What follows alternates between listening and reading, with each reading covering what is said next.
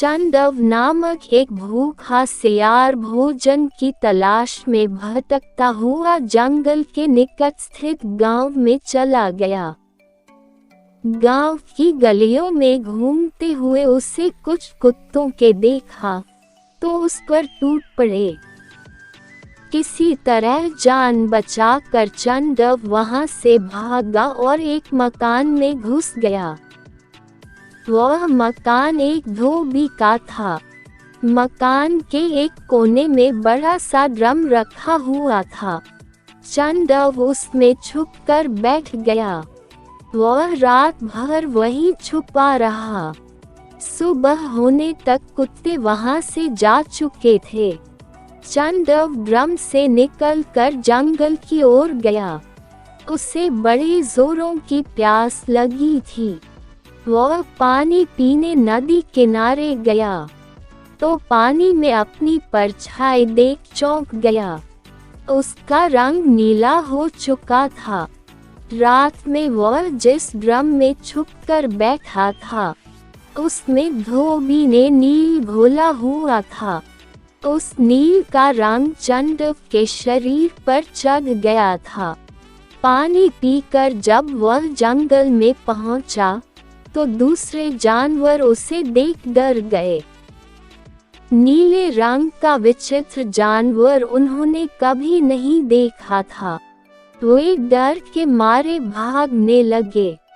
चंदव ने जानवरों को भयभीत देखा तो बड़ा खुश हुआ। उसके दिमाग में जानवरों को मूर्ख बनाकर जंगल का राजा बनने का विचार आया। उसने भागते हुए जानवरों को रोका और उन्हें अपने पास बुलाकर बोला, मित्रों, मुझसे मत डरो।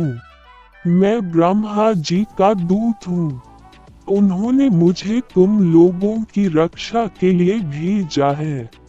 इस जंगल का कोई राजा नहीं है। अब से मैं तुम्हारा राजा हूँ। तुम लोगों की सुरक्षा की जिम्मेदारी अब मेरी है। तुम मेरे राज में आनंद से रहो। अब चंदव के मजे हो गए। दिन भर वह छोटे जानवरों से अपनी सेवा करवाता। गेंदा की सवारी कर जंगल में घूमता। शेर, चीते और भेड़िए उसके लिए शिकार कर लाते। वह छककर उसका भक्षण करता और बचा हुआ मांस उन्हें दे देता। दिन बड़े ही शांतिपूर्ण रीति से गुजर रहे थे। लेकिन झूठ आखिर कितने दिन छुपता। एक न एक दिन असलियत बाहर आनी ही थी। एक सुबह चंदव सोकर उठा और अपनी मान से निकला। अचानक उसे कहीं दूर से सियारों की हुआ की आवाज सुनाई पड़ी। चंदव आखिर था तो सियार ही। वह भूल गया कि उसने अन्य जानवरों के सामने ब्रह्मा के भेजे दूत होने का नाटक किया है और वह भी मस्त होकर हुआ चिल्लाने लगा।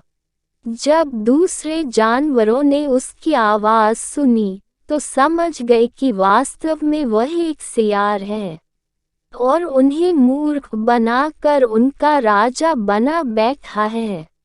सब उसे मारने के लिए उसके पीछे दौड़े।